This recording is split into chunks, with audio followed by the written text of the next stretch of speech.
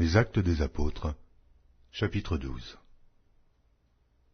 Vers le même temps, le roi Hérode se mit à maltraiter quelques membres de l'Église, et il fit mourir par l'épée Jacques, frère de Jean. Voyant que cela était agréable aux Juifs, il fit encore arrêter Pierre. C'était pendant les jours des pains sans levain. Après l'avoir saisi et jeté en prison, il le mit sous la garde de 4 escouades de 4 soldats chacune, avec l'intention de le faire comparaître devant le peuple après la Pâque. Pierre donc était gardé dans la prison, et l'Église ne cessait d'adresser pour lui des prières à Dieu. Et la nuit qui précéda le jour où Hérode allait le faire comparaître, Pierre, lié de 2 chaînes, dormait entre 2 soldats, et des sentinelles devant la porte gardaient la prison. Et voici, un ange du Seigneur survint, et une lumière brilla dans la prison. L'ange réveilla Pierre en le frappant au côté et en disant « Lève-toi promptement ». Les chaînes tombèrent de ses mains. Et l'ange lui dit « Mets ta ceinture et tes sandales ». Et il fit ainsi. L'ange lui dit encore « Enveloppe-toi de ton manteau et suis-moi ». Pierre sortit et le suivit, ne sachant pas que ce qui se faisait par l'ange fut réel, et s'imaginant avoir une vision.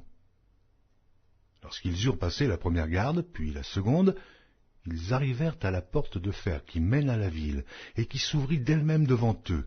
Ils sortirent et s'avancèrent dans une rue. Aussitôt, l'ange quitta Pierre. Revenu à lui-même, Pierre dit « Je vois maintenant d'une manière certaine que le Seigneur a envoyé son ange, et qu'il m'a délivré de la main d'Hérode et de tout ce que le peuple juif attendait. » Après avoir réfléchi, il se dirigea vers la maison de Marie, mère de Jean, surnommée Marc, où beaucoup de personnes étaient réunies et priaient. Il frappa à la porte du vestibule et une servante nommée Rhode s'approcha pour écouter. Elle reconnut la voix de Pierre et, dans sa joie, au lieu d'ouvrir, elle courut annoncer que Pierre était devant la porte. Ils lui dirent « Tu es folle », mais elle affirma que la chose était ainsi. Et ils dirent « C'est son ange ». Cependant, Pierre continuait à frapper. Ils ouvrirent et furent étonnés de le voir. Pierre, leur ayant de la main fait signe de se taire, leur raconta comment le Seigneur l'avait tiré de la prison, et il dit « Annoncez-le à Jacques et aux frères ». Puis il sortit et s'en alla dans un autre lieu. Quand il fit jour, les soldats furent dans une grande agitation pour savoir ce que Pierre était devenu. Hérode, s'étant mis à sa recherche et ne l'ayant pas trouvé, interrogea les gardes et donna l'ordre de les mener au supplice.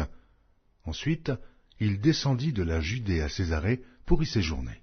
Hérode avait des dispositions hostiles à l'égard des Tyriens et des Sidoniens, mais ils vinrent le trouver d'un commun accord, et, après avoir gagné Blaste, son chambellan, ils sollicitèrent la paix parce que leur pays tirait sa subsistance de celui du roi. À un jour fixé, Hérode, revêtu de ses habits royaux et assis sur son trône, les harangua publiquement, et le peuple s'écria « Voix d'un Dieu et non d'un homme ».